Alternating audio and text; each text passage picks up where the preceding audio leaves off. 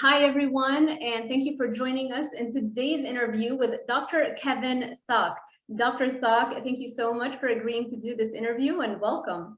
Well, thank you, Sarah. I'm excited to talk. Me too.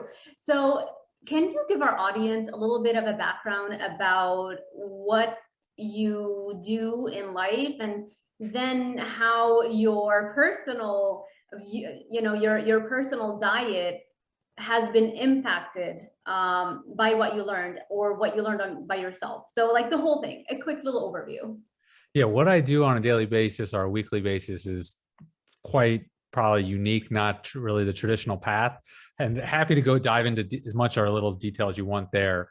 But kind of the backstory, I guess, for some context was like very short story. I was a very overweight kid. And as a kid, I just remember like the overarching desire as in elementary school was like, look, I don't want to be this fat kid, self-conscious, that kind of stuff. And then in junior high was when I finally had kind of like, I don't know, enough agency. Like I was old enough where I was like, maybe I can do something about this. And I went about it all the wrong ways, but I basically did diet experiments from seventh grade until, I mean, still to this day, like I've never not been like doing some kind of dietary experiment, but I finally figured out the fitness part. Like I lost the weight and I did physique competitions and things like that. And then it took me until I was probably like close to 30 years old where I was like, I figured out this fitness half of the equation, but I didn't figure out the health aspect. I had always kind of naively assumed that health was a natural consequence of fitness.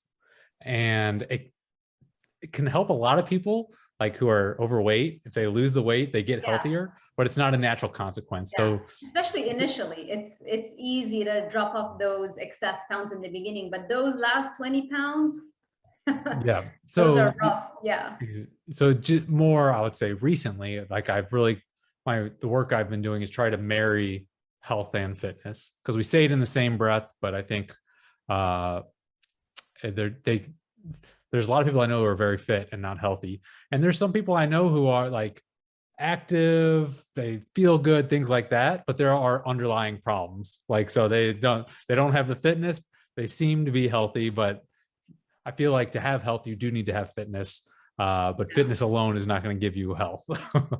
Yeah, 100%. So let's also get your academic background out of the way. You can share that. And then I definitely want to dive deeper into your weight loss transformation and what are like the important things, because I feel like this is the number one thing that people struggle with, especially here in the United States. So undergraduate degree, I got a degree in chemistry. So that was my underlying degree. I did a minor in biology. And then I went to dental school. Long story, we can go into why I went to dental school, but I went to dental school and became a dentist. I opened up. So I wasn't actually, when I was in dental school, it dawned on me I did not want to drill and fill teeth for 40 hours a day, 40 hours a week for the next 40 years. But I did find an interest in a niche area of dentistry called dental sleep medicine. So I started actually a practice. I did all kind of like some advanced training in that area and started treating sleep disordered breathing, started a practice and doing that. And I also do pediatric dentistry. So those are the two areas of dentistry that I've been in. But throughout that time, it's really like, I've been kind of just kind of like independent researcher in nutrition and health and fitness, because that's kind of gone along with me this whole time. But that's kind of like my educational background as far as like professional degrees. Since you brought it up, why did you go into dental school? So I was in grade school, like we were talking about, I was overweight. The only thing I really interested in me going into college was health and fitness, right? So I was recommended by someone who was he was in medical school at the time, and he recommended to me to study chemistry because he's like, this is going to be the hardest science, it's going to be the best for you to do your MCATs and get into medical school. Because I figured, I was like, I'm only interested in health and fitness, I'm going to college, I really don't know what else to study. I assumed like pre-med path, so that's why I went into chemistry. Actually, it's not like I loved chemistry out of the gate of high school or anything like that. So I started on that path, and one of my best friends in high school, his dad was a pretty prominent physician in St. Louis. And so I worked for him, shadowed him for a summer, and he all but talked me out of going into medical school. He was like, you don't want the insurance to be the, like, long story short, he talked me out of going to medical school. So I had another family friend who was a dentist, and he seemed to like his job. And I was like, well, dentists seem to like, they have like work-life balance. They seem to have like help people out. It seemed like the next best alternative. And so that's what led me into dental school, which I don't hindsight 2020, I don't think that's the best way to pick a career. Like, limp into it, but especially if you're going to go $250,000 in debt of student loan debt. Right. So it's like, but that's why I went into dentistry. Was I talked out of medical school, talked into dental school, and then I got into dental school. I was like, I don't know, like drilling and filling 40 hours a week, 40 years, Right. But you so. do that now. I mean, you do have a practice. So when I graduated, I started a dental sleep medicine practice, not a full-blown dental practice. Literally all this practice does is see people with sleep disordered breathing, mostly obstructive sleep apnea, but also snoring. We could talk about that. It's kind of like a continuum of sleep disordered breathing, of airway collapsing. And in order to keep a roof over my head, I continue to do pediatric dentistry part-time. So very part-time right now. It's been 1 to 2 days a week for the last, I don't know, 10 years or whatever it's been. Because I do like seeing kids. Like that's the one part of dentistry. It's like, actually, because the company I work for is called Smile America Partners, and it's a good company. They send us, we're kind of like remote dentists. So they send me, I live in Missouri, to rural parts of Missouri where like there's not a lot of good access to dentists. So this is like, we accept Medicaid, low socioeconomic. So I actually do feel like I'm doing some good when I do dentistry in these areas. So I get a little bit of fulfillment there. Right, of course. And it's so funny about your story about getting and choosing what career. I feel like we all have those stories at a very young age. Because I mean, at 17, 18, what do you really know about life to know Nothing. what you want to do for the rest of your life, you know? So same thing with me. I was like, I just want to lose weight. And I'm also very curious. So I was like, either journalism, because I'm like, I want to know everything and about everybody. You know, Yep. like the only thing that would wake me up in the morning is if somebody's talking, like my family's talking or gossiping. Even if I'm super tired, I'd wake up, you know, early. That's the only thing that would wake me up. So it was either journalism or nutrition. And then eventually I was like, if you get a journalism degree, you have to have a focus to talk about that specific thing, you know, so I could become a dietitian and I could talk about that, you know, that's what I did. So I love that, because actually I think I'm very similar in this curiosity thing. Like I want to know, like, especially when it comes to obesity, like why, like, and people, there's so many like surface level answers. And I want to know like exactly why, what are the molecular processes that are going on that really wasn't happening, a century ago, that now is happening for half of the people, and soon to be, more and more and more people over time. So it's like deep curiosity that drives me into these questions too.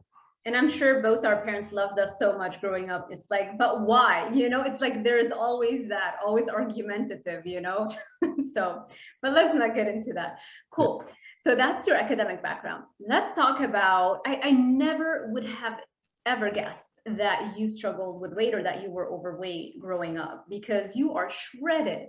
So tell us, please, what was the main, or like, what are the main things that you did and like the whole journey?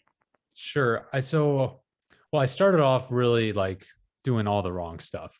I mean, literally seventh grade. What's an interesting story is I have a brother who's a year older than me. So he was in eighth grade, also had weight issues. We have two younger brothers, didn't have the same weight issues that we had. So I was in seventh grade. Mike, my older brother, he's now an ophthalmologist. He did go to medical school. So we were both had weight problems. We were both in junior high. And it's like we kind of both started trying to figure this stuff out ourselves. And I remember I started out basically at that time, I was like, I started just restricting calories because like it's food and running. So those were kind of like my two things: exercise a lot, restrict food. And I took both of those to basically extremes and got super thin. Like, and I looked at myself, I'm like, this is not what I envisioned of, like, I wanted to improve my physique, but I just didn't want to turn into like a rail.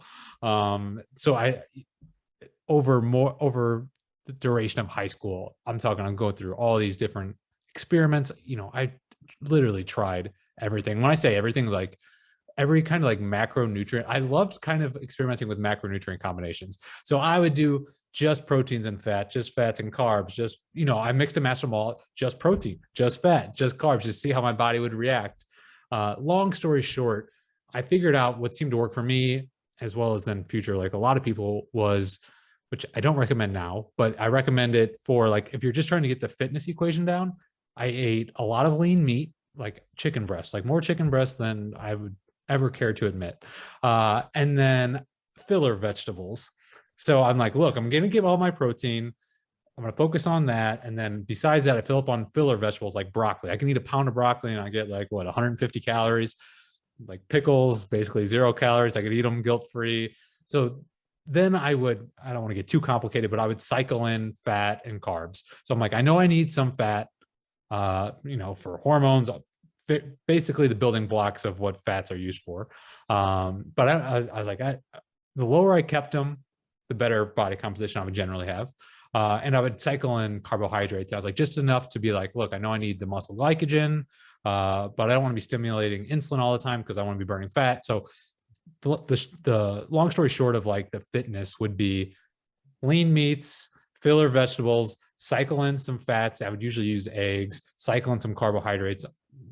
So that would be like every third day or every fourth day, and I'd play with things like that. And I would usually stick with like things like sweet potatoes would be like my go-to carb source. And I got really fit like with that. But I didn't feel good.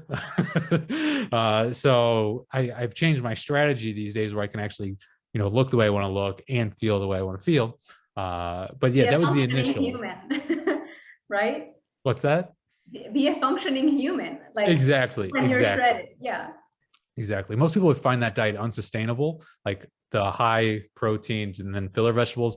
I've always kind of had, to better or worse, a very stubborn, strong willpower. So it's like I would be able to stick with a diet that was killing me for a long time. I'm like, look, it's getting me the body I want. I'm just going to stick with it until, right. I mean, the story changes when I turned 30 because physique took kind of a backseat to like, look, I want to feel better. And that's where it got me to where I am now. Okay. So you lost the weight in a span of how much time? You know, like once I started like in junior high, I lost the weight pretty fast. And I was an overweight kid, but I wasn't like 300 pounds ever. So definitely would be considered overweight, probably clinically obese, but not like just off the charts. Enough to be constantly self-conscious about it, but not like diabetic probably. Right. So the weight I lost pretty fast once I just started like restricting calories and running. Like the weight came off, but it took a long time to like put the muscle on that I wanted. Like, I mean, that was a journey throughout high school, throughout college. By college, like I had a decent physique. So I was figuring it out during high school. College, I really started figuring it out. And one of the reasons I liked the sciences and did, I'd say, pretty well in the sciences was I studied chemistry and biology, and I put everything through the lens of like, how can I use this to build muscle and how can I use this to lose fat? And so studying the sciences helped, I think, get better and better at building the muscle, losing fat and things like that. Right. Okay. So you lost the weight and then you started weightlifting after you realized that you needed toning or, put hypertrophy. And so that was throughout college. And when did you start physique competitions? I started physique competitions in dental school. So I never actually really wanted to do physique competitions, but when I was in dental school, there's a few things that collide here. One was my interest was always in like health, nutrition, fitness. And here I am in dental school. I don't really want to do dental school. So I started a website called it was called Muscle Science. And basically I would just write the stuff that I'd learned and was like still learning, like, look, this is what, and so there was like this online kind of training and I had this, so I was doing this online. Basically, I started this business when I was in dental school, which I don't recommend. Dental school is a very busy time. But I started Muscle Science during let me dental pause school. you here before we continue this part. if you did not want to go through medical, dental school, why not do like exercise physiology or nutrition if that's really what When you I want? was in college, Yeah, because, well, so when I was in college, part of my problem was like I loved like fitness and working out, but I was like, I guess I didn't want to be like a personal trainer because one, I was like, I want to be able to have a roof over my head. I want to have like a stable career. I'm very much was kind of raised, I would say, a very practical family. Like my brother's an ophthalmologist, I'm a dentist. The other one's an accountant and a lawyer and financial advisor. So it's like very like we're all quite practical. right. And so I wanted like a and not that personal training is not practical. I think it is. And there's also this Especially now difference. with social media, now you can be a Exactly. multi-millionaire, but back then we didn't have that option. So I No, I completely, didn't see a career path there. And so that was like my biggest probably hang up was like, this is what I'm interested in, but I didn't see a career path. Uh, yeah, I think hindsight 2020, I would have probably gone into like research because like that's what I'm really interested in is research. right, right. Uh, yeah, so hindsight 2020, that's Okay, what fine. I would have done. Well, because I feel like everybody is probably thinking that as you're talking about how much you don't like dental school. So, all right. So physique competitions, you started the website, right? Yes, yes. And how did you get into that physique competition? Like that's what you were telling me. Thank you for because I would that, but I may have lost that train of thought. I started you know, this kind of online training business. It wasn't really making any money, but that's what I was doing while I was in dental school. But I am the kind of person that wants to practice what they preach, and so there's a lot of like people that were reading the blog that I was writing in the newsletter, and doing one of my online programs, interested in physique competitions. I was like, well, I've never done a physique competition. Like I have a body composition that I want. I'm happy to like show pictures that like the social proof, like I feel like I know what I'm talking about. But then I was like, you know what? Why not just like practice what I preach, do these, kind of be like, let me show you like the stuff that I'm teaching and writing about on this website. Like, let me put it into application.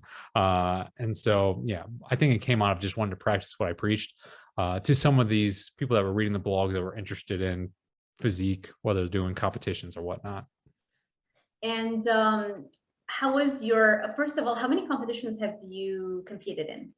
I did one in dental school, and that was the one I really went like all out on. After I graduated dental school, I was at a gym, just a commercial gym. And there was a bunch of people there there was a competition in St. Louis, which is where I live. And they're like, let's sign up and do it. And I didn't really want to. They talked me into it. So then I did another one there. And that's the one I actually qualified like nationally. And I was like, I don't want to say I half-assed it, but I kind of half-assed that one. The first one I did not, and I didn't win anything. So I'll teach you a lesson there. So I did those two, and I said I'd never do another one, but who knows? Right. So how hard or easy was it that first time? The first one, I really put everything into it because I'd never done it before. I didn't know, like a lot of people like do these physique competitions have like physique coaches and things like that. I was my own coach. I was like doing my own program is what I was doing. So I followed the program to the T. It was a 12-week, basically competition prep type diet. And yeah, I would think that first one was the leanest I've ever been. I think it was probably the best condition I've ever been in my life, even though the next competition I did better. That first one, I feel like I did the best, strangely enough. Yeah, you have a picture where it's like a photo shoot where you're hanging on a bar and like the abs are there. That was around that time, or is that more recent? So I've done, first of all, those photo shoots I've always found so awkward, but I've done a handful of them now, and I have a hard time placing them. I didn't document it well enough, so I don't know what the year was of the various ones. I want to say it was after that first competition, Okay. but before the second one. Okay. So But don't hold me to that. I'm not entirely sure. okay. So no cravings? Oh, during the competitions? Oh Yeah. yeah. I felt terrible. Really? Yeah. Mm-hmm.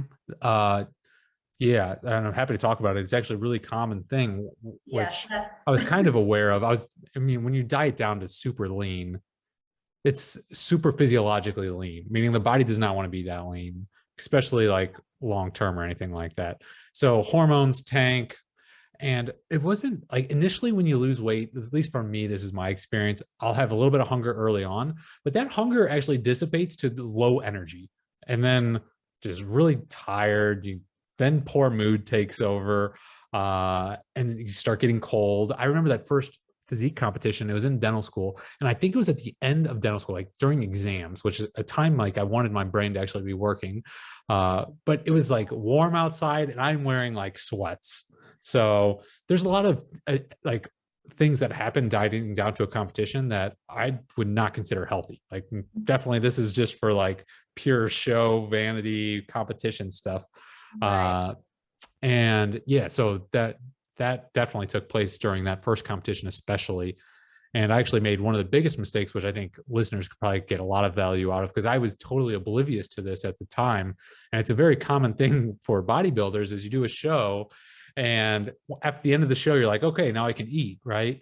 And you just fall off the wagon. You start eating. And like this happened to me. I was eating, I was full, my stomach was full, but I could not stop, like ravenous eating for like days.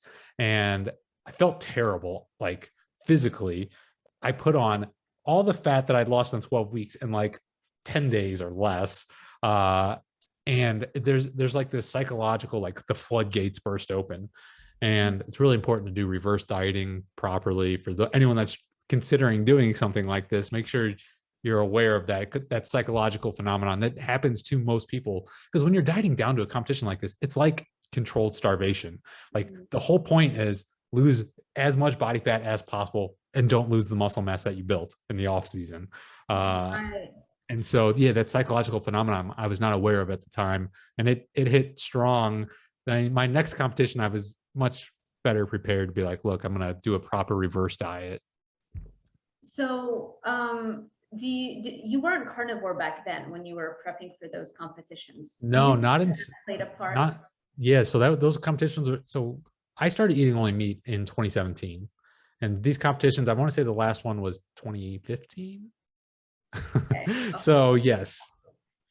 So what was your diet then if it wasn't carnivore? It was similar to like what I explained earlier. Lots of lean meat, filler vegetables, Meat and veg. and rotating fat and carb sources on usually different days. So I basically a day would be like very high protein, low carb, low fat. Then maybe I'd do 2 or 3 days like that, which is almost like 3 days of protein sparing modified fast. Right. And then I would have like a day that's a little higher carbohydrate, higher calorie, but still low fat.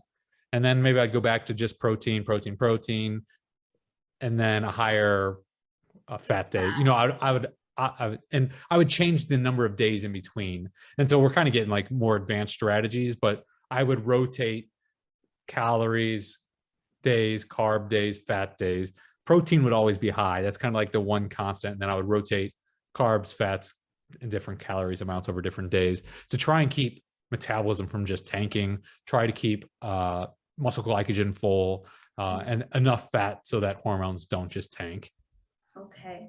So with regards to the cravings, because I feel like a lot of people now understand that a carnivore or at least an animal-based diet is far more helpful, but they still have cravings. So you weren't even doing that, Not at and that time. so probably the cravings were even worse. So how can you help people mentally, or what did you do mentally to override that? So I think, and I'm glad you bring it up because it's one of, I think, the most important discussions when we talk about health and fitness, Mm-hmm. because you can white knuckle it, meaning like do what I did in those competitions and just suffer and, get results. But I think for long-term results, you have to solve the problem that you're talking about. And that is cravings or food addiction, or to me, I like the broad term, like relationship with food. And I was eating only meat, I mean, for a long time, but I remember after, and this is a good example, after 2+ years of eating only beef, like never, not one cheat, nothing like that, I had no food cravings anymore. And I remember I was going on a trip. So I was going on a trip with my girlfriend, and we were going to visit one of my brothers. And I was like, you know what, for this weekend, I'm going to just let go and just see what happens. Not just totally let go, but like bring in some outside carnivore foods for the first time in over 2 years.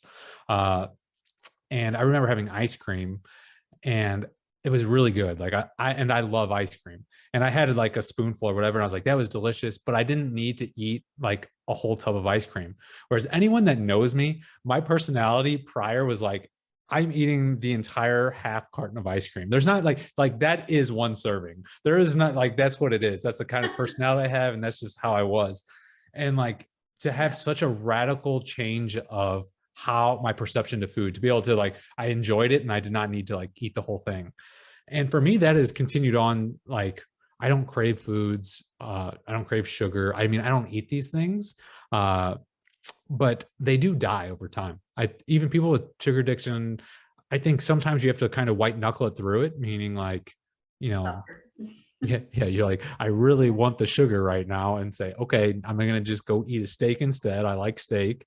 And then you have a period. It'll be different for everyone, but you get to the other side where you're healthy, you feel good. That takes actually priority over like a little bit of moment of treat. You're like, huh, that's gonna make me feel bad. I'd rather, just eat the good food. And then like to me, and from the tons of people I've seen, the food addictions do die. Like it loses control over you. And then I feel like you finally have a chance at long-term success. Because I mean, I don't need to tell you, but like diets don't work, meaning like they don't. Like if you look at the research, like people go on a diet, it works, and then it doesn't. It works until it doesn't. But I think it is because they do not solve the underlying problem, which is the relationship with food. Like they are addicted. They need these foods. They are coming at their diet from a place of like deprivation, like deprive, deprive, deprive. And most people, you only deprive yourself for so long. Yeah.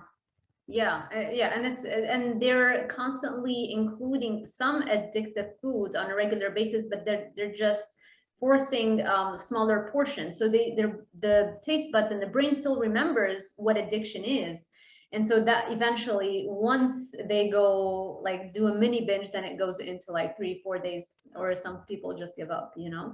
That's what I see so often. Like they threw, like the baby gets thrown out with the bathwater. They do Yeah, good for a month, 3 months. They have a bad weekend, and that bad weekend turns into like a bad next 2 years. It's like, whoa, what just happened? You can have a yeah, bad day or a bad weekend or whatever, uh, and get back on like your normal healthy lifestyle. yeah. But I think like fixing that relationship with food helps you not fall off the wagon. Yeah, that's a great tip. And just remember, those foods are truly addictive, just like caffeine can be addictive. Like for me, I haven't drank coffee or caffeine in any sort in over 7 months now, around about to hit 7 months.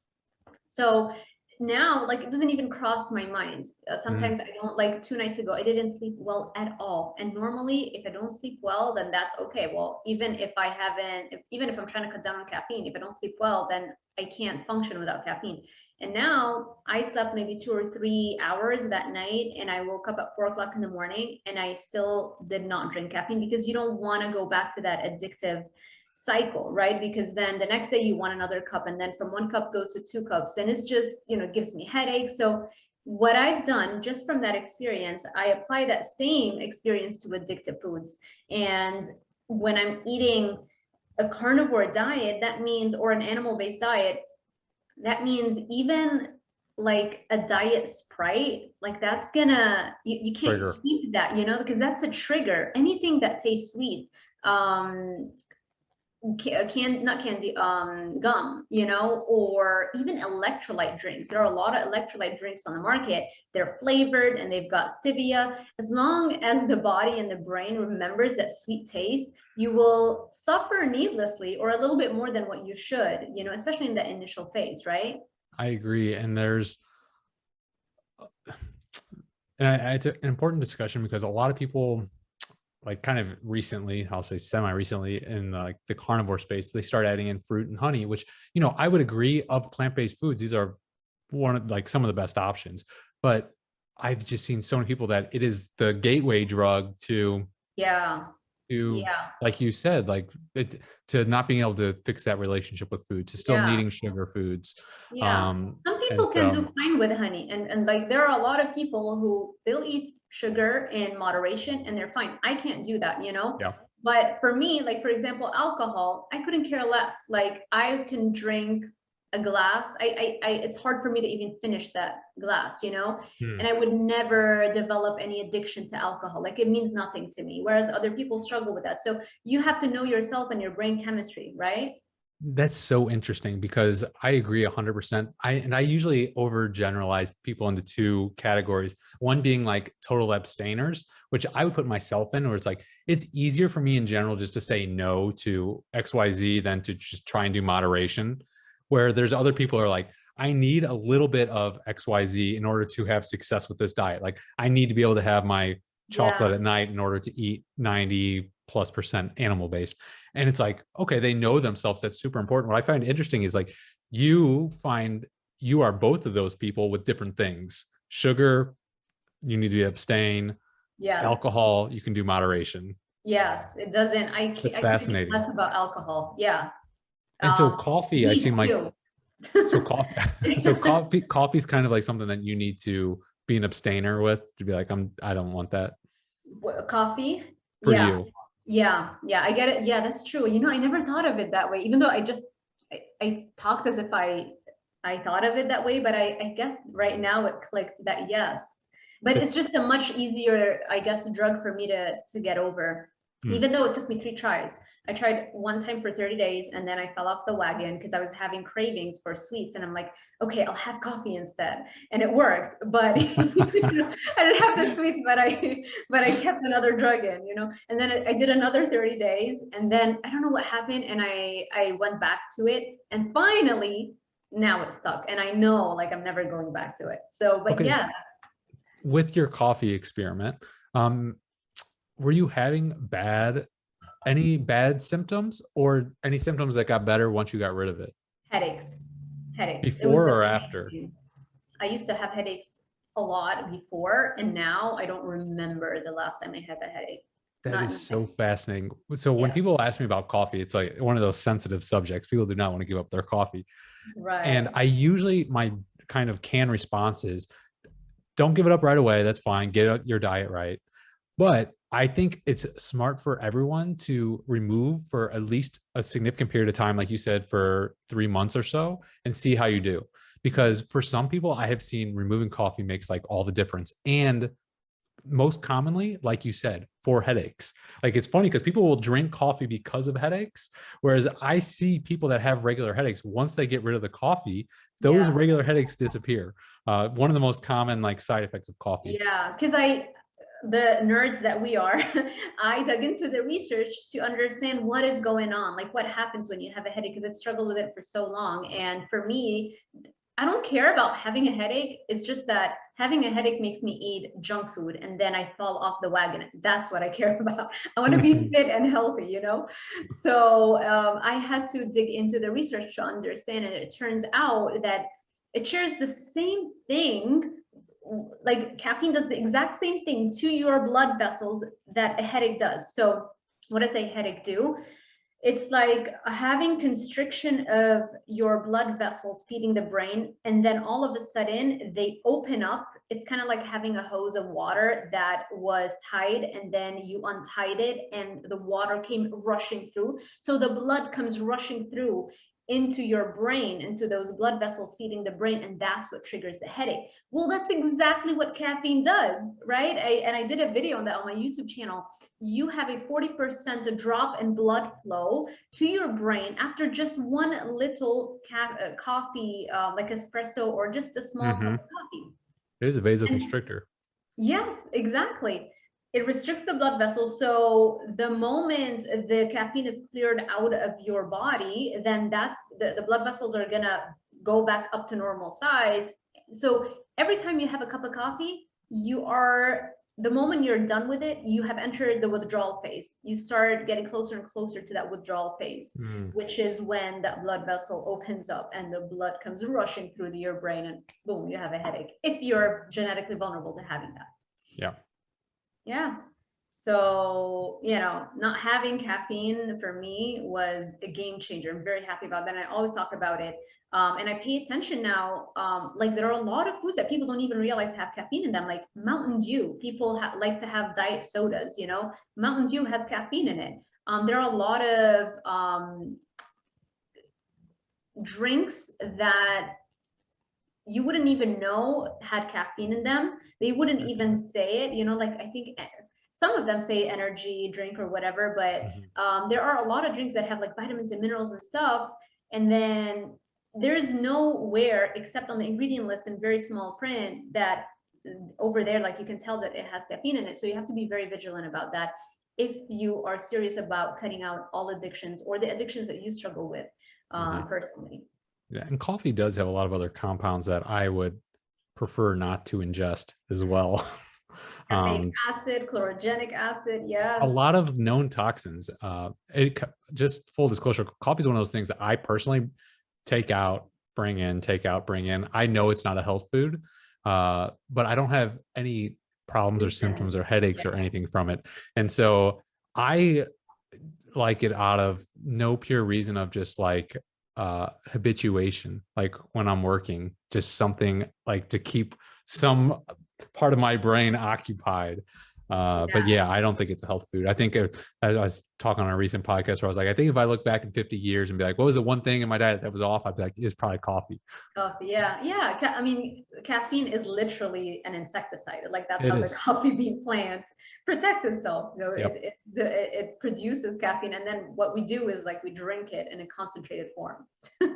Yeah. So, but yeah, but I completely get it. I mean, I would love to go and have a cup of coffee, you know, like a foamy cappuccino. That would be awesome. But I know And that for me, it's the one part of like a halfway normal social life that I can be involved with because I'm not a drinker.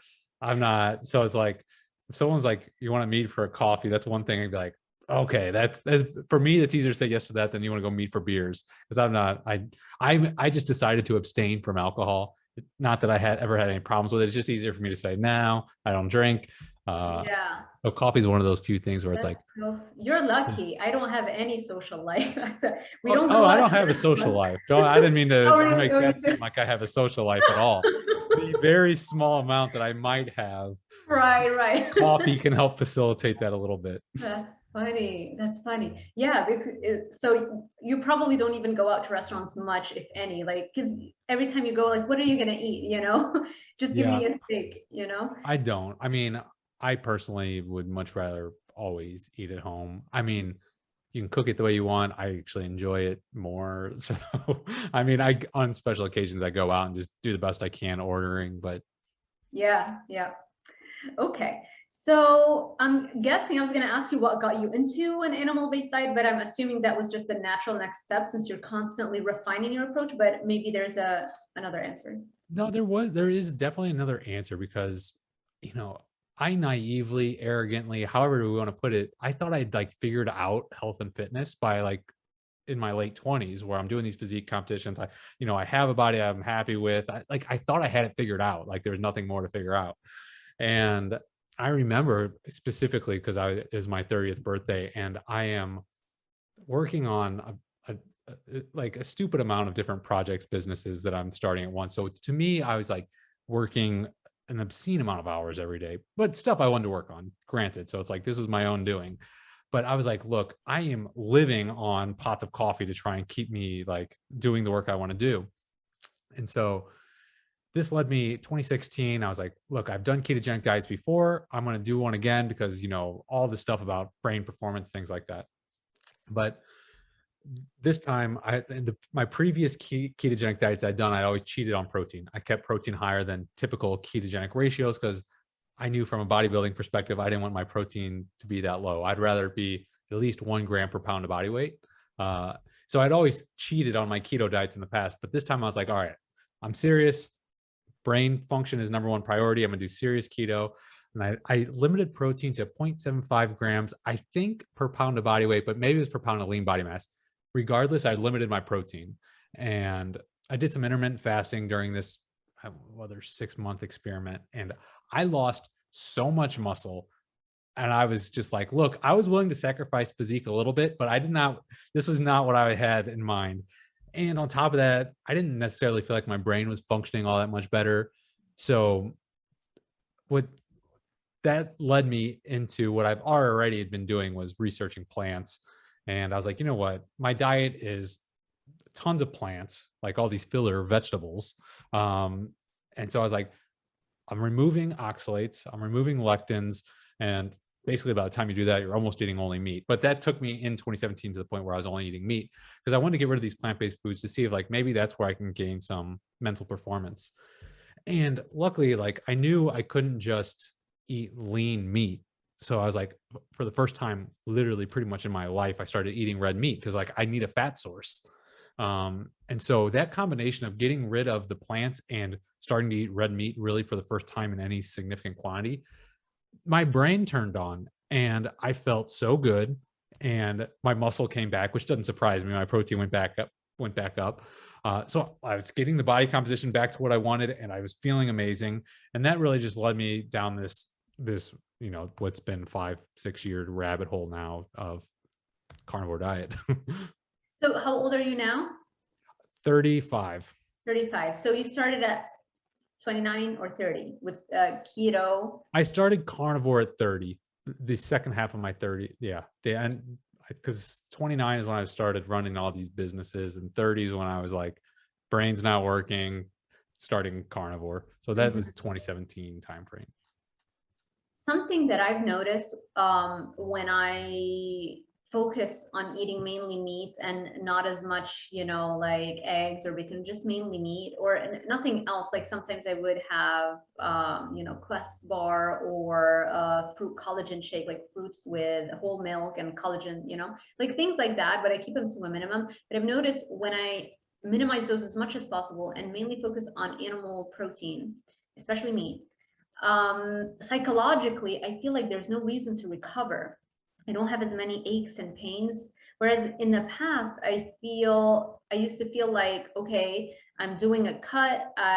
It's been 6 days now, like on the 7th day, I need to do a refeed, or I need to do a recovery plus a refeed, like Yeah. Psychologically now I feel like, how can I justify a refeed? Because I would only eat meat, and I can't physically force myself to eat more meat, Right. Right. I think it's funny that we think about that similarly. Like once in like the fitness world, you think about macros and refeeds and things like that. It's like second nature. Sometimes when I'm talking about that, like people have no idea what I'm talking about. But I'm like, it's very much kind of like in the bodybuilding culture. But yeah, exactly. There's no refeeds, things like that. Right. And I feel like that gives you some form of food freedom, and it allows you to recover faster. How is your recovery? My recovery is phenomenal now. And part of this is, I give credit where credit's due. My gym closed in 2020. And I remember in my late 20s, I was starting to get like aches and pains, meaning like joints and tendonitis and shoulder injuries, lower back injury. It was adding up. I'd been working out for a long time at that point, and it was adding up.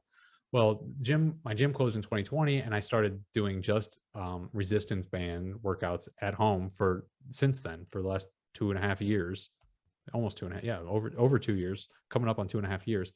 Right. And all my aches and pains are gone. My recovery is great. I love the elastic. I mean, my joints feel so good, and so that's great. I don't know if it's better than.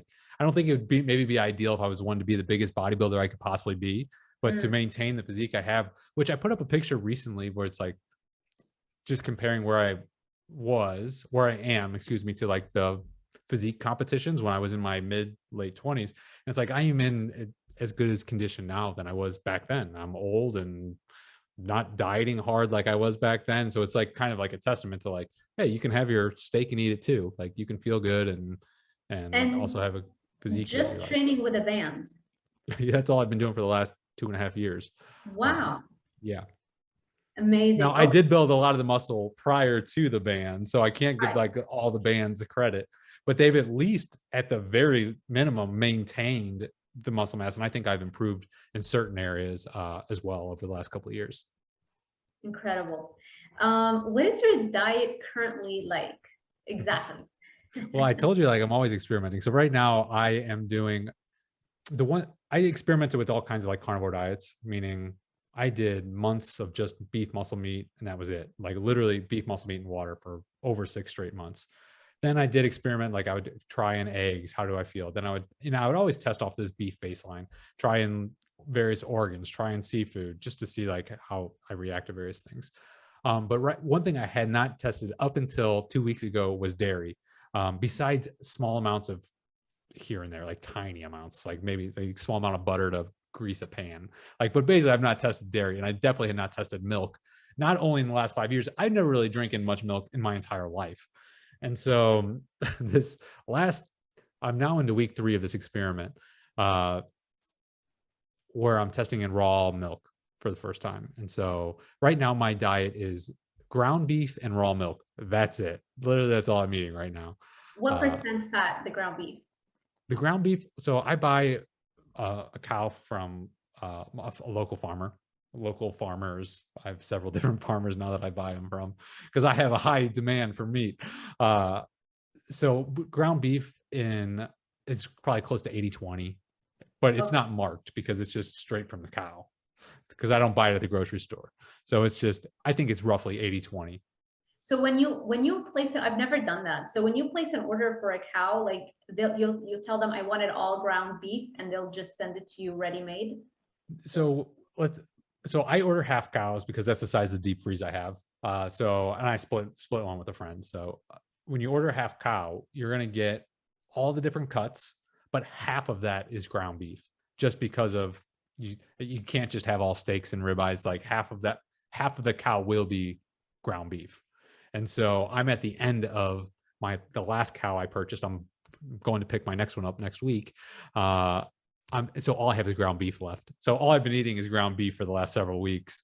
But the last 2 weeks I added in raw milk. So this is the first time I've tested in raw milk from another local farmer who's providing the raw milk. Okay. Do you do intermittent fasting? I do not. So sometimes it's just like a natural consequence, or if I need to just not eat, I tend to do it pretty easily. But my diet is I usually wake up around 5-ish, somewhere in there. I'll eat around 8, 7 or 8, usually several hours after I wake up. And then I have another meal in the evening. That's pretty much my standard day. Okay. And do you put any seasonings on the ground beef? How do you cook it? No, just salt. So ground beef, I just cook and just salt. Okay, cool. All right. And do you feel like you're going to keep doing the dairy or you're going to wait and see? I'm going to keep doing the dairy experiment because what I was super curious about is I was never like known to be like lactose intolerant, but I haven't had dairy in so long.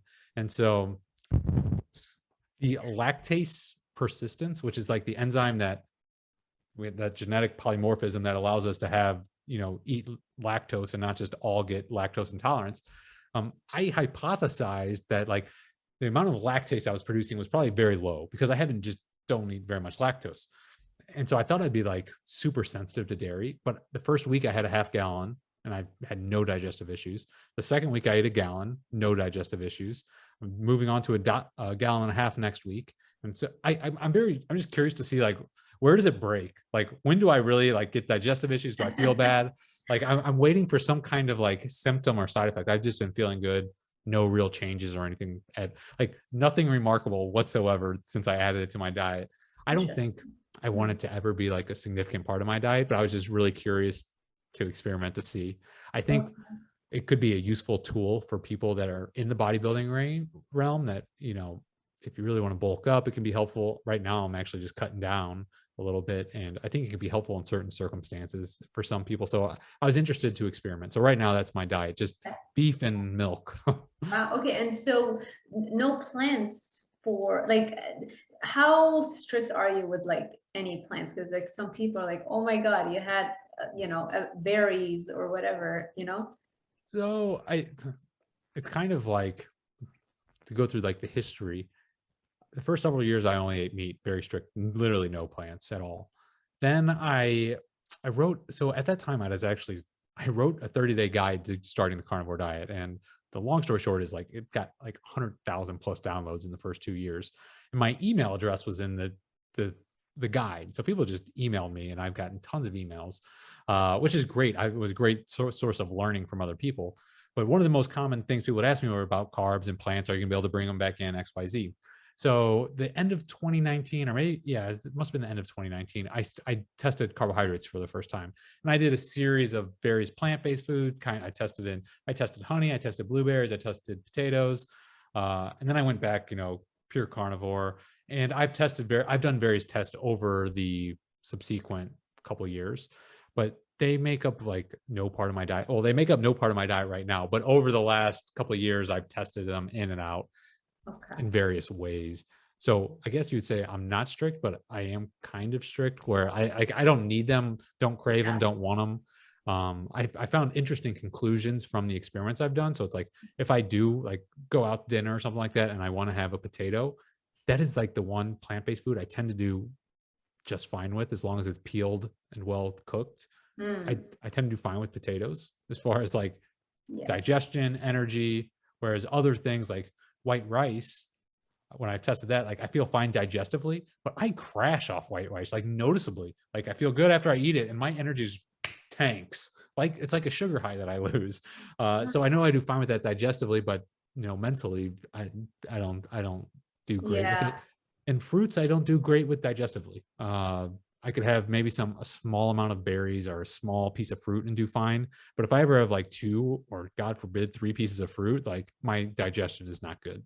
Uh, so I did these experiments to, one, I'm very curious. Two, it's like maybe if I bring them in or certain circumstances, like what are the foods I do best with?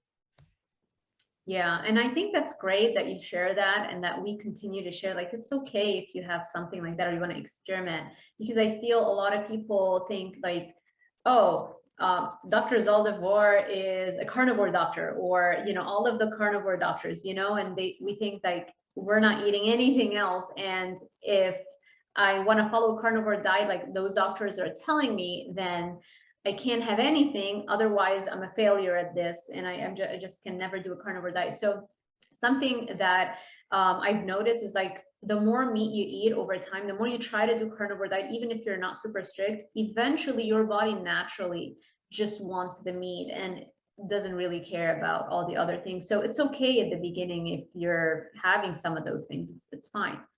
I think exactly what you said. Like two things that are really important is what we talked about first was like this relationship with food. So I do feel like some like pure carnivore for some people is a good idea to help like cure this relationship with food. Hmm. And once it's done, like you said, I feel like some people are very, like you said, people that can be like they need the moderation. Like that is what allows them to eat a good diet over the long term, is like they are able to have these things. And while some abstainers need to abstain for a while to get to the point where maybe they add moderation, maybe they don't. Like you said, I do think having, I've called it a step down approach into carnivore.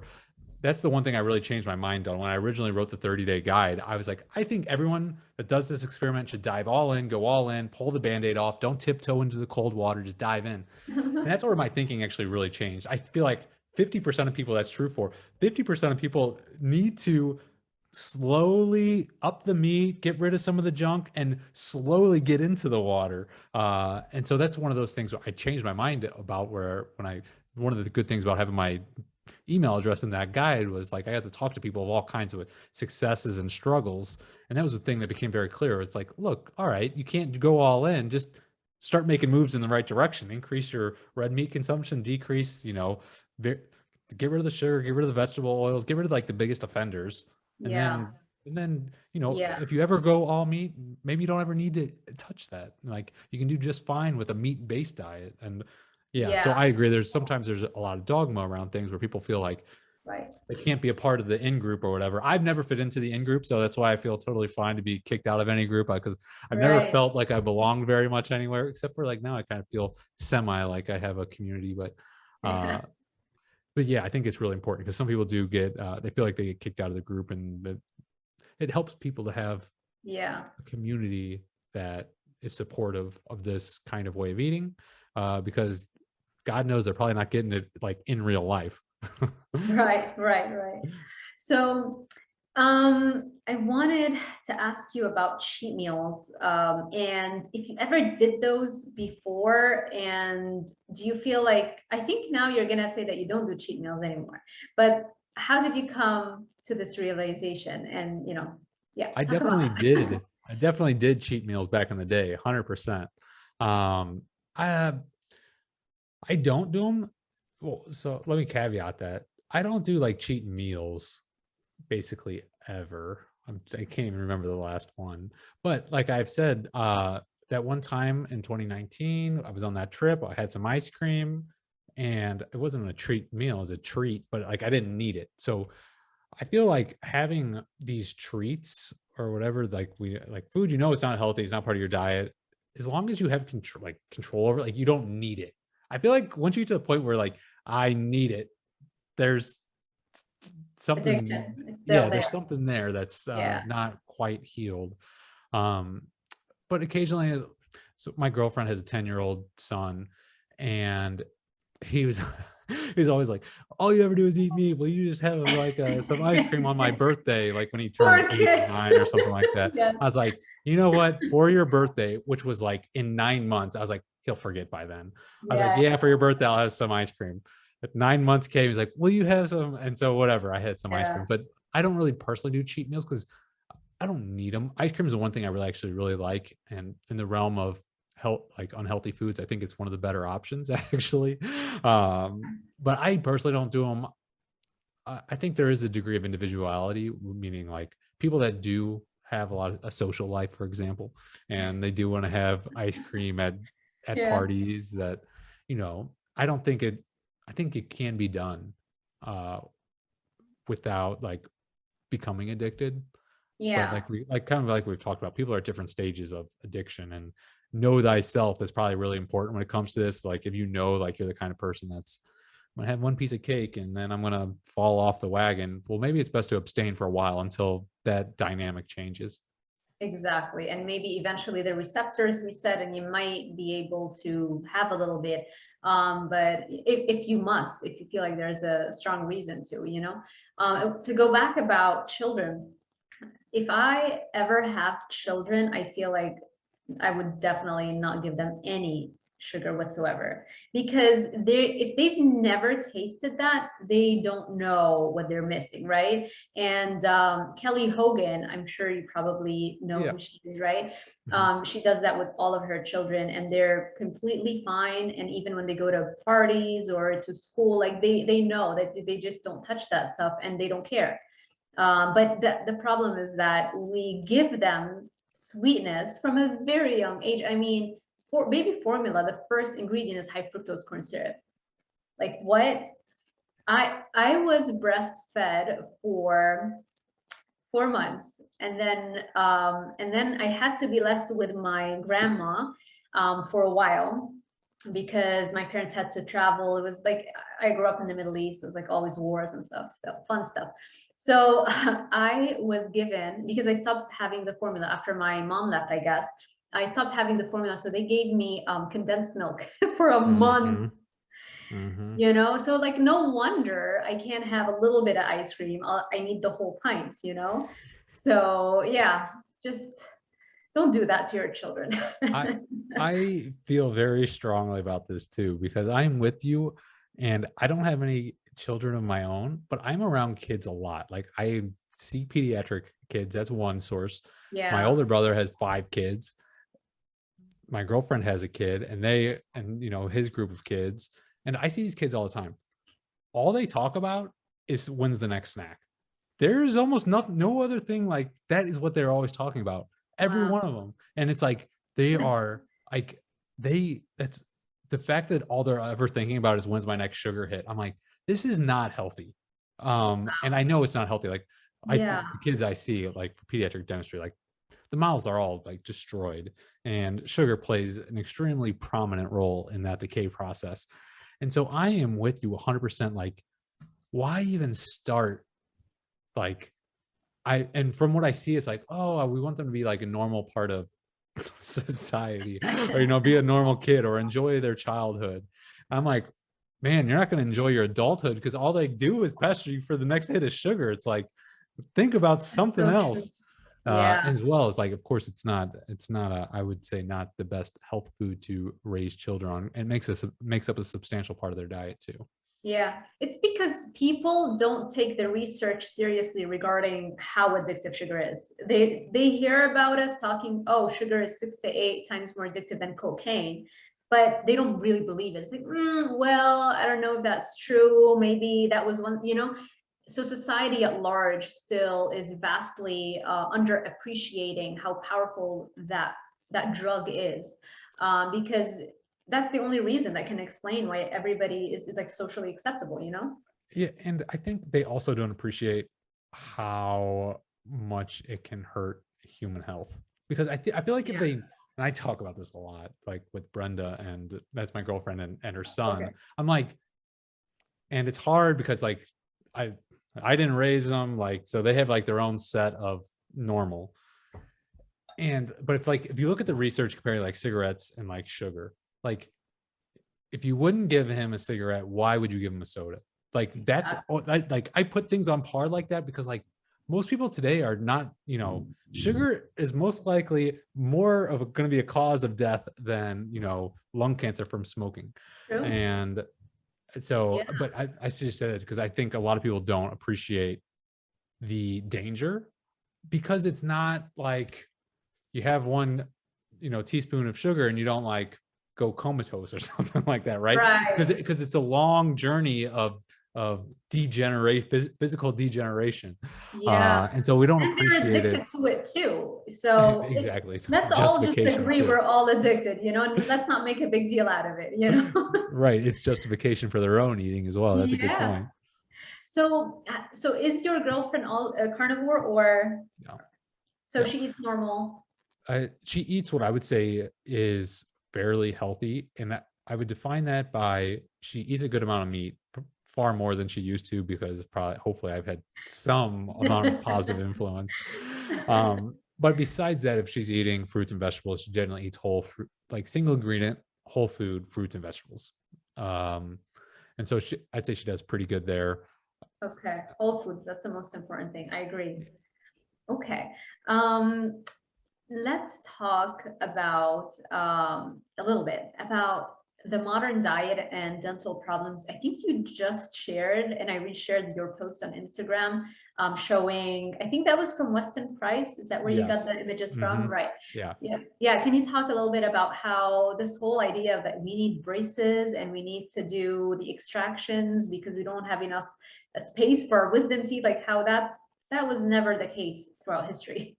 Yeah. So Weston Price, for people that don't know, I guess I can go in a little bit of his background, because I think I think arguably one of the most important researchers of the 20th century in nutrition. And he's a dentist, go figure. Um, and so he's a dentist in the 1930s. His patients were having all this, like having all of a sudden all this decay, all these problems, things like that. And it was very like, what I think his research was so important was because it was a unique time in history where there was still a lot of indigenous people eating native diets that were not touched by the Industrial Revolution. And there were these other places where Industrial Revolution was heavily influencing them. And he was able to go to these locations and compare these groups that were basically living in the same country, but different areas, where this one had a government road where they had modern commerce. This one was still isolated for various reasons. So they were basically growing their own food. And this was also the advent right around the time of photography. So he took 10, I think 15,000 photos of, and he traveled the world, like I think 6 continents, baby. Like he went across the world comparing indigenous people to, modern commerce people. And he took all these pictures. And like the one you're referring to today he was with the Native Americans, specifically the ones that he studied in Florida, but he studied Native Americans both north, south, in the plains, but in the Florida. So they compared like Native American fossil skulls, all of them like perfect straight teeth, all 32 fit in, full maxilla, which is the top jaw, full mandibles, like full faces, full nasal sinuses, no sign of decay, like what a skull should look like.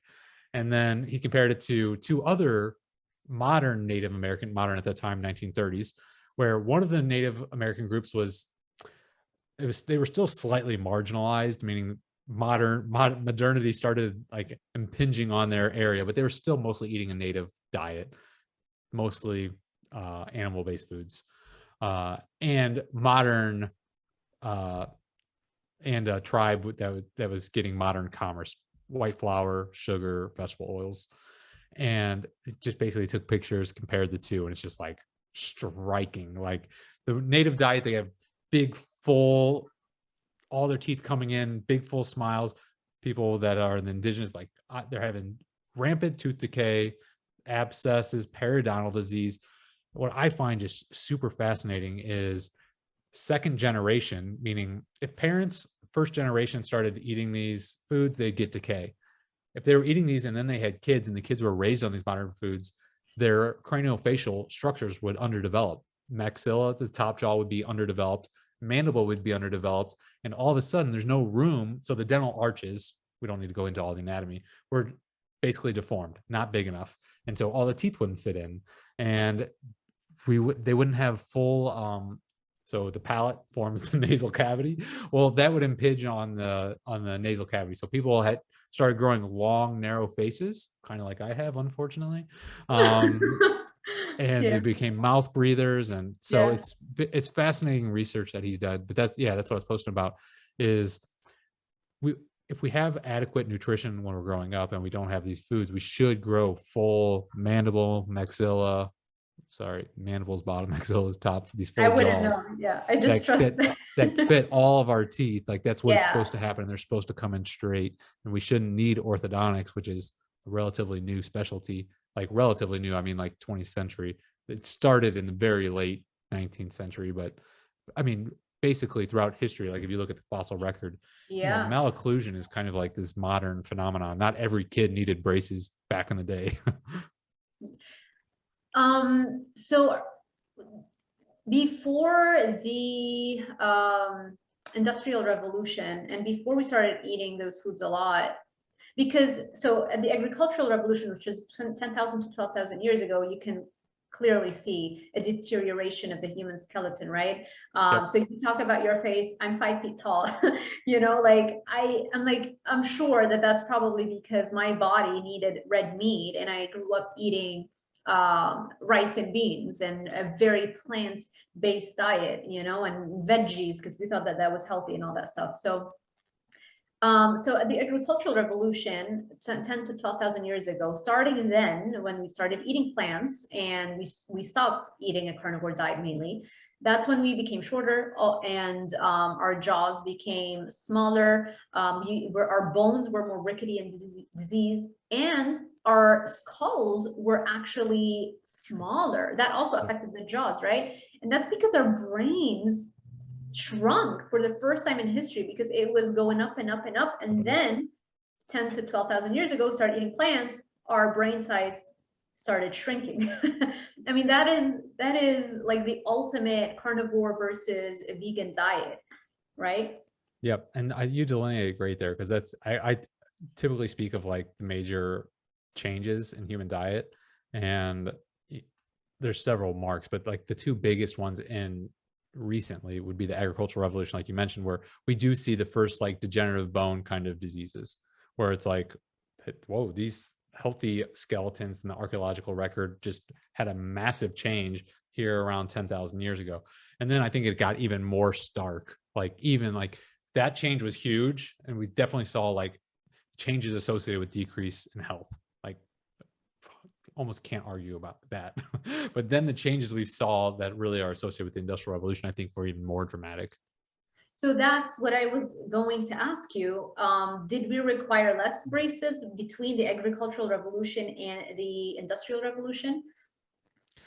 So that's a good question. We didn't have any braces between that time because there was just Right. that technology didn't even exist.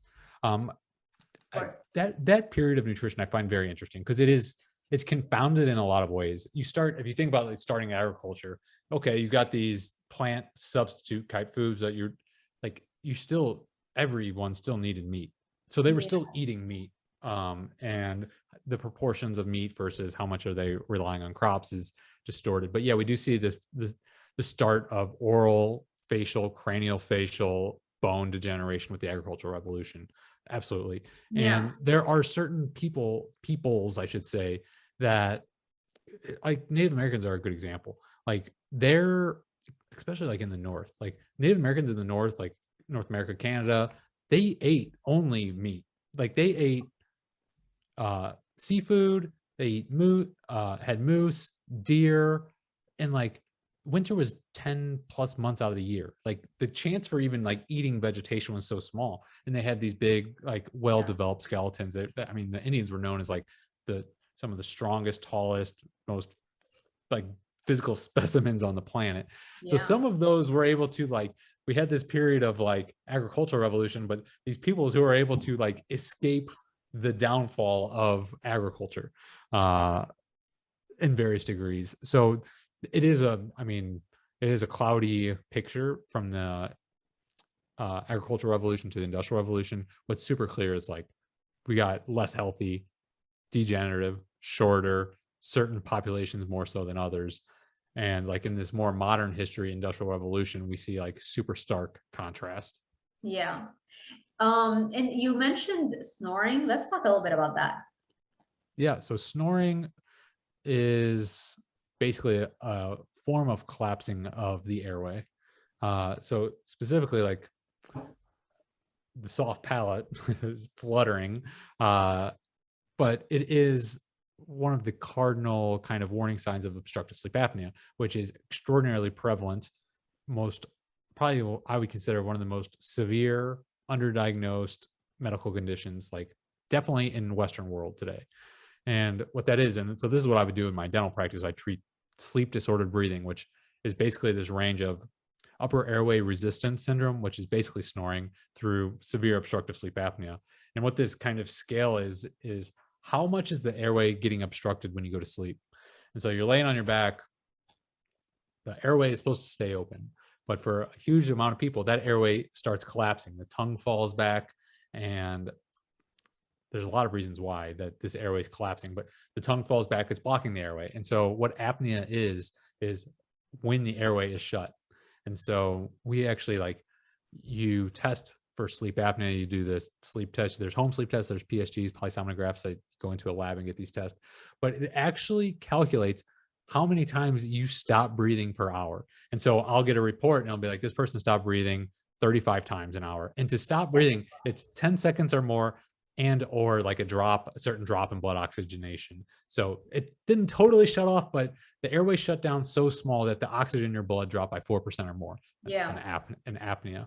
And so there's various ways of treating this, and there's various causes of this, various ways of treating it. But one of the ways that I've treated it as a dentist is with an oral device that puts the jaw, the mandible, in a position that opens up the airway. Like if someone's taught CPR, they like lift the jaw to open up the airway. These oral devices are made to position the jaw in a position that keeps the airway more open at night. And you would put that forever? So it's if you think of it like a mouth guard.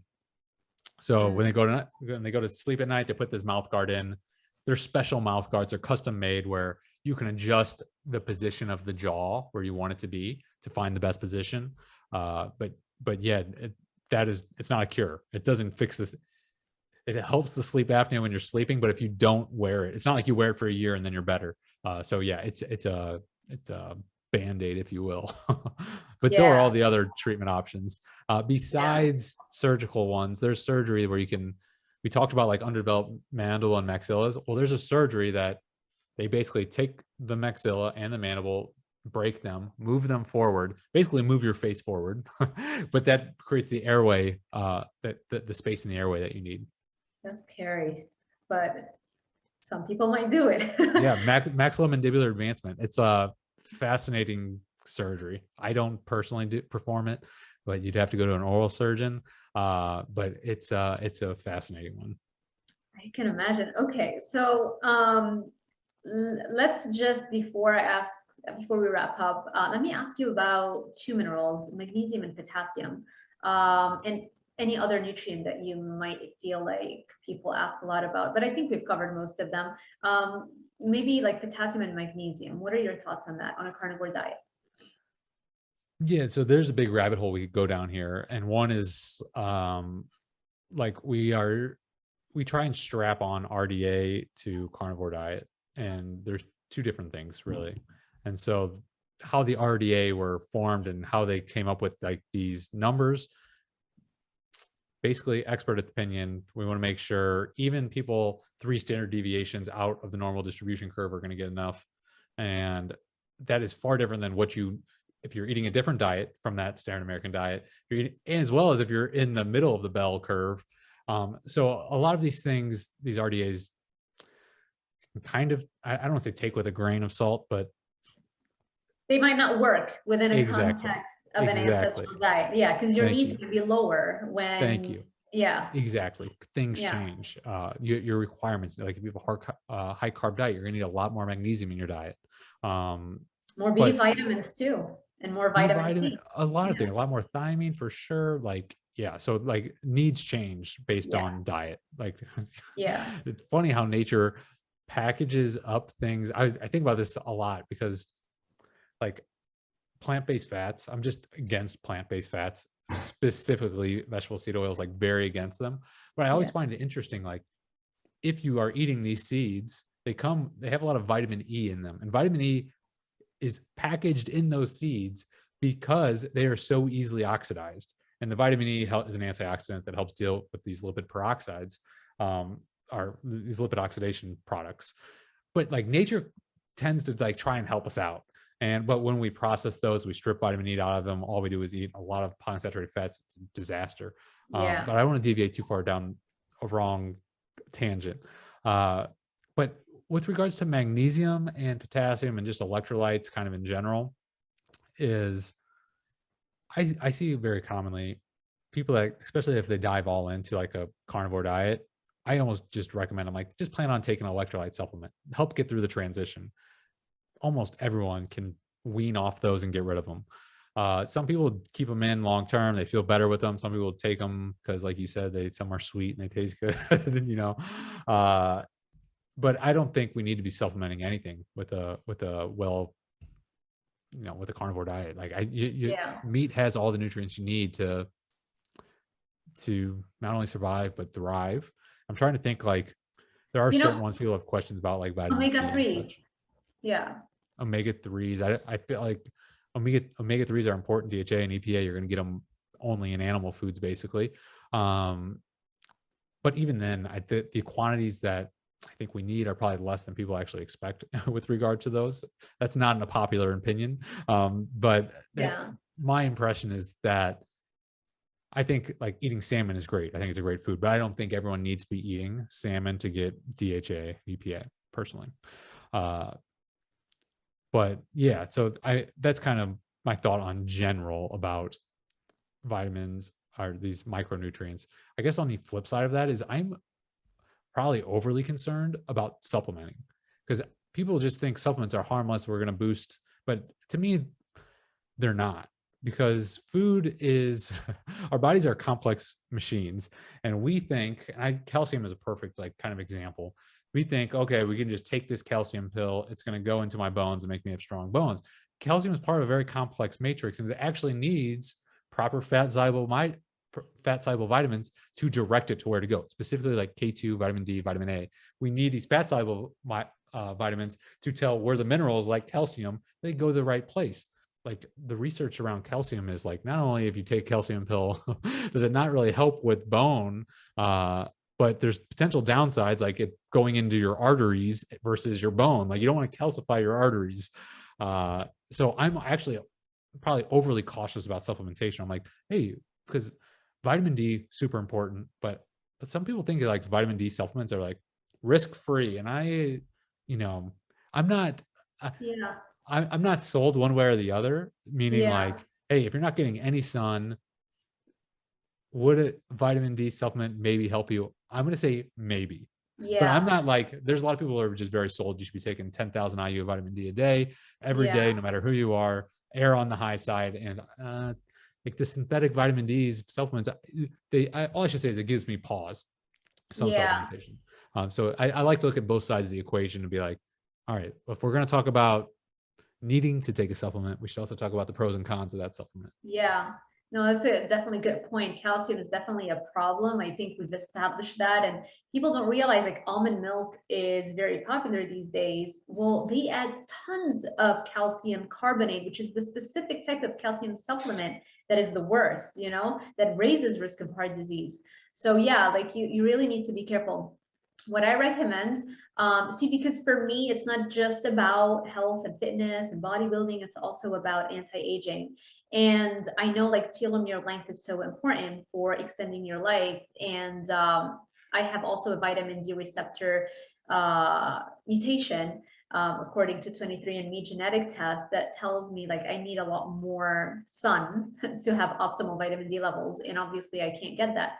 So, and I always, like every day, I'm religious about it. I take 5,000 IU's of vitamin D3, and that keeps my vitamin D levels in the optimal range. And so mentally, I feel like for anti-aging purposes, I'm doing like what I feel can help. But I still would say like getting a lamp, you know, like a vitamin D lamp would even be much better than supplementing, you know? So Well, yeah, you mentioned something important, which is you have a reason to take a vitamin D supplement. Most people that take a yeah, vitamin D supplement, one, they probably don't even know what their vitamin D levels are. They assume vitamin right. D is all good, so they take all they want. A perfect example is I actually, the first blood work I had after eating just meat for 2 years or so, I got the test results and my ferritin was high. And I tell this story a lot, but I was very curious. I was like, it doesn't make any sense. It makes sense to most people because, oh, red meat's high in iron. You're eating a lot of red meat.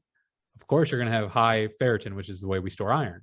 And I'm like, it doesn't make sense to me still because we have hormones like hepcidin that's supposed to regulate how much iron you absorb so that you don't absorb too much iron and have too much ferritin. Uh-huh. And so then I did another test, and it turns out I actually have polymorphism on the HFE gene, which helps control iron absorption in the and hepcidin. Mm, And so I just say this as kind of a story. It's like, look, I did this test. I see that the reason why my ferritin was high, so I just donate blood like once a quarter or something like that to take care of that. But it's like some people just jump to conclusions so fast. yeah, And if someone that's going to take a supplement, probably could be like perfectly appropriate if they have an underlying reason why they're taking the supplement. yeah. And Just know your half status. Yeah, versus haphazardly just being like, I'm taking calcium, I'm taking electrolytes, I'm taking vitamin D, I'm taking Yeah, EPA and DHA. Just yeah, load me on with the yeah, vitamins and the supplements. Because yeah. I mean, Or a multivitamin. yeah, I wouldn't touch that. Hmm. supplement research is fascinating to me because it should suffer from the healthy user bias, meaning people that take supplements, Yeah, we should see increased longevity because they just tend to be the people that don't smoke, don't drink, they take their vitamins, they exercise, they do all the right stuff.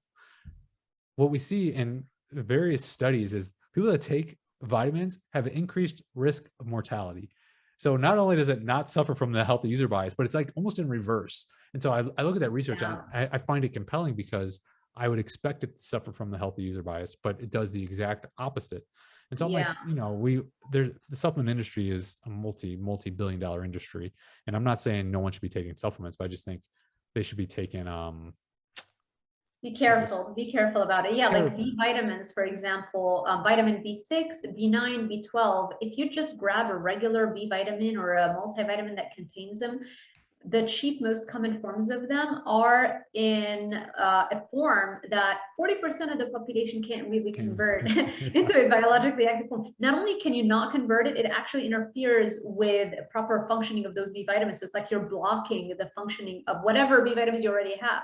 It's like a double whammy. So, and we give that, and we recommend folic acid to pregnant women without even knowing their MTHFR status. You know, you have to run that test first, and it's super cheap. I mean, everybody is doing it now with those genetic tests. Mhm. So yeah, We see a similar thing like with vegans, which I do think like if someone's going to choose to be a vegan, they definitely should be taking vitamin B12.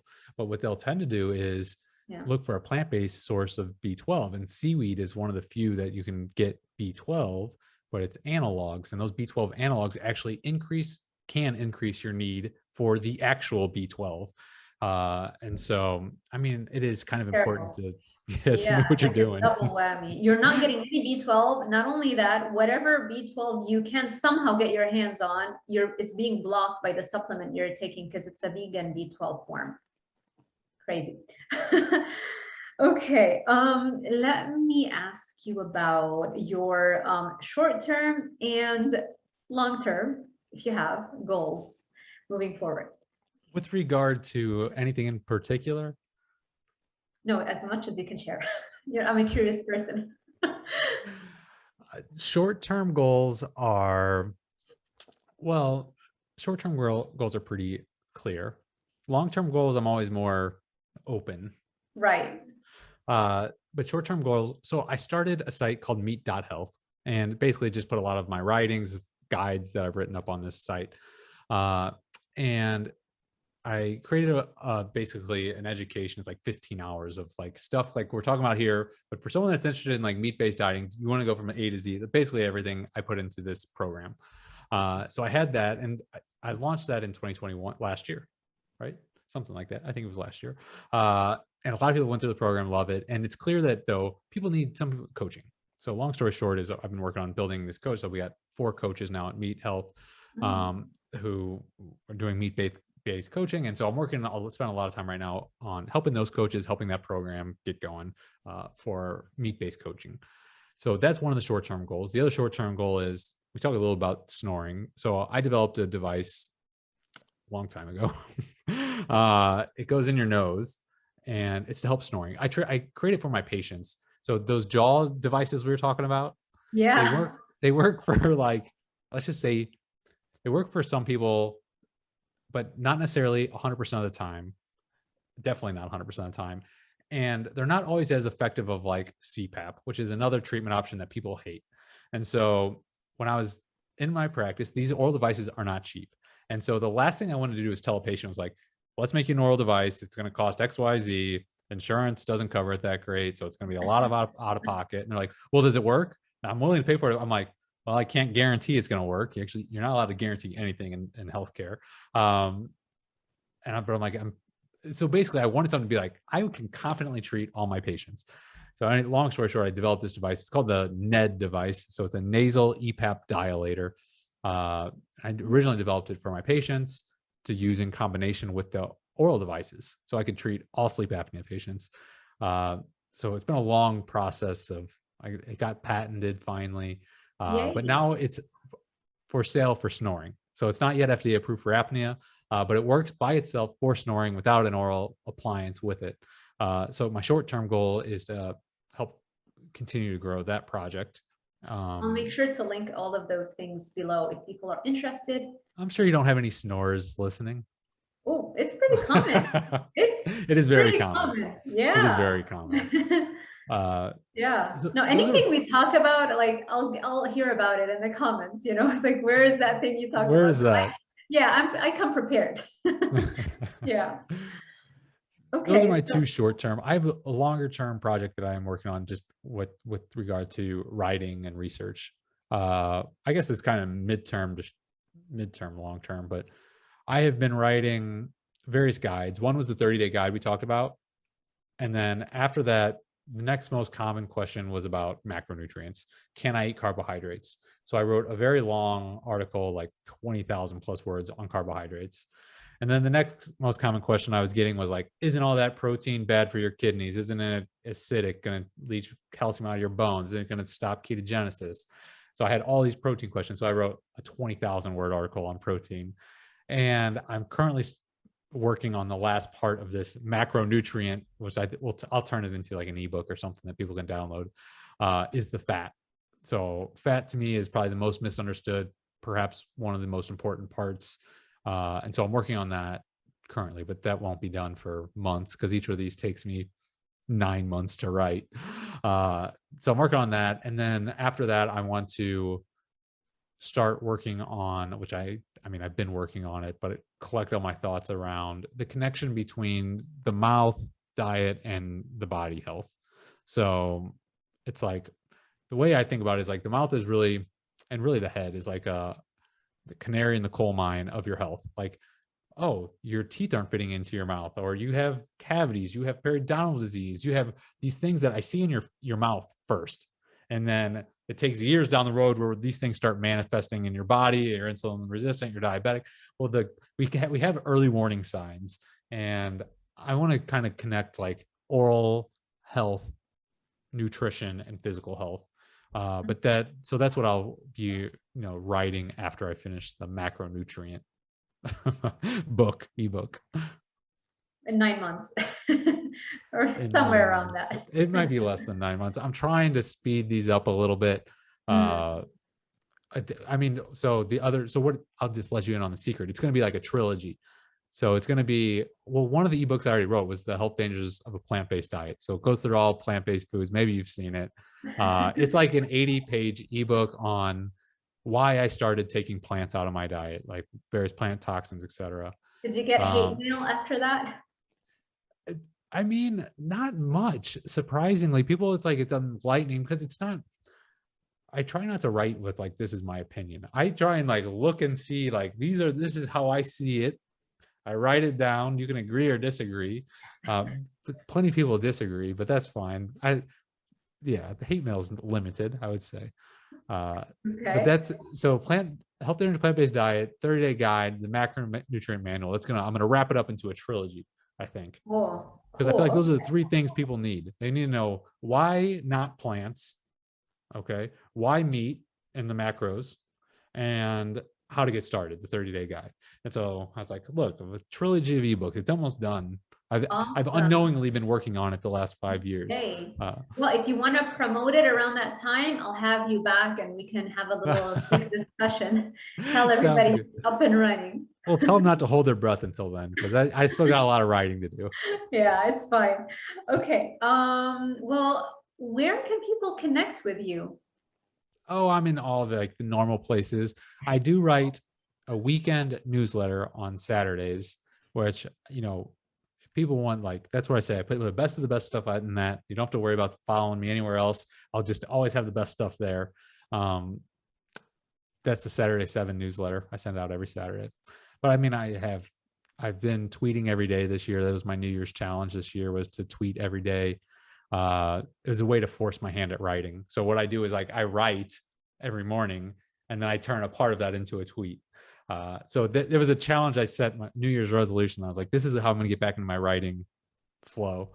So I tweet, I'm on Instagram, I started doing TikTok and shorts as well, which secret, I really just kind of read my tweets into short form video, because some people prefer video, like YouTube or TikTok. Repurpose the content. Yeah. So I start writing in the mornings, I turn it into a tweet, then I later turn it into short videos, because people like to consume content in different ways. True. Wonderful. Do you have any last message for our audience? Anything you would like to wrap up this interview with? I would just say thanks for listening to me. I mean, I appreciate people's time. That's one thing, deep down, I feel people's time, our time is our most precious resource. So if someone's going to spend this time with us, I very much appreciate them. So I would like to say thank you. And if I had to give health advice, it would be eat more meat, do resistance training, limit sugar and seed oils. If you do those things, you're be in pretty good shape. Exactly. That's what I say too. Eat meat, lift, repeat. That's it. You don't need to complicate it beyond that. You can if you want. Come follow and read the trilogy. We'll complicate it all, all the mechanisms, all the research, all the boring stuff. Exactly. Well, thank you so much, Kevin, for being with us today. I really appreciate your time. I'm so glad I got to interview you. And for everybody who's watching, thank you so much for sticking with us till the end. If you like this kind of content, make sure you give it a thumbs up, subscribe, and hit that notification bell icon so YouTube alerts you every time I post a new video. Thank you so much for watching, and I will see you in the next one.